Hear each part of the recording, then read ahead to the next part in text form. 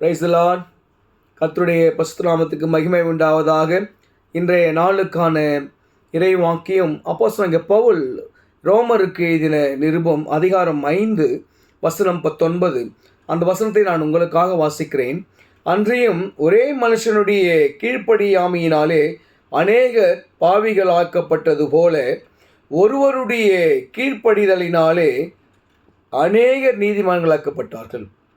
எனக்கு அருமையானவர்களே, ஆதியிலே ஆதாம் ஏவாள் செய்த பாவத்தை அந்த பாவத்தின் நிமித்தமாக நாம் அந்த ஏதேன் தோட்டத்தை விட்டு கர்த்தருடைய அந்த புத்திர சுகாரத்தை விட்டு சற்று தூரமாய் துரத்தப்பட்டோம்.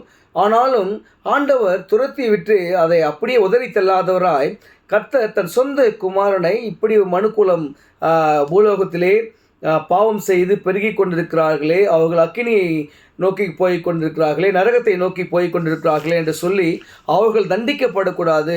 தமது சாயலாக நம்மை படைத்தார் இல்லையா? அதனால் ஆண்டவர் என்ன பண்ணுறார், பிதாவானவர் என்ன பண்ணுறார், தன் சொந்த குமாரனை பூலோகத்திலே மகனாக ஒரு மனிதனாக அவதரிக்கிறார். அதை நம்ம கிறிஸ்மஸாக நம்ம கொண்டாடுறோம். ஆனால் அந்த அன்பிலே பாருங்கள், ஆண்டவர் பிறந்து அற்புதங்களை செய்து அவர் அப்படியே நம்மளை எடுத்துகிட்டு போல. அவர் என்ன பண்ணுறாருனா தன்னை மரிப்பதற்கு அர்ப்பணிக்கிறார். நம்முடைய பாவங்களை எல்லாம் ஏற்றுக்கொண்டு, அதுவும் எப்படின்னு சொன்னால் கௌரவமாக சிலுவையின் மரத்தில் ஏற்றி அவரை சிலுவையில் அறைந்து குற்றுயிராக கொல்லப்படுகிறார்.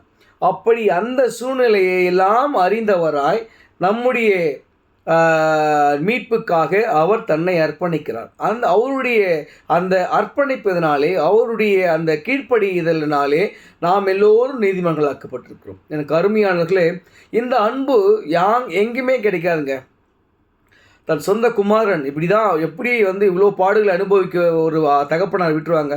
அப்படியே சொன்னால் கூட அந்த குமாரன் எப்படி ஏற்றுக்கொள்வாங்க? ஆனால் இயேசுவானவர் ஏற்றுக்கொண்டார். உங்களுக்காகவும் எனக்காகவும் அந்த பாடுகளை ஏற்றுக்கொண்டு சிலுவையில் அறையப்பட்டவராய், ஆனாலும் அறையப்பட்டு மரணத்துக்கு எதுவாக இருந்தாலும் 3ஆம் நாளிலே உயிர்த்து எழுந்து நம்ம எல்லாரும் மீட்டெடுத்து இன்றளவும் கர்த்தர் பரிசுத்தர் என்று ஆராதிக்கிற பரிசுத்த ஜனமாக நம்மை வைத்திருக்கிறார். அவரும் நமக்காக பிதாவிடத்தில் பரிந்து பேசிக் கொண்டிருக்கிறார்.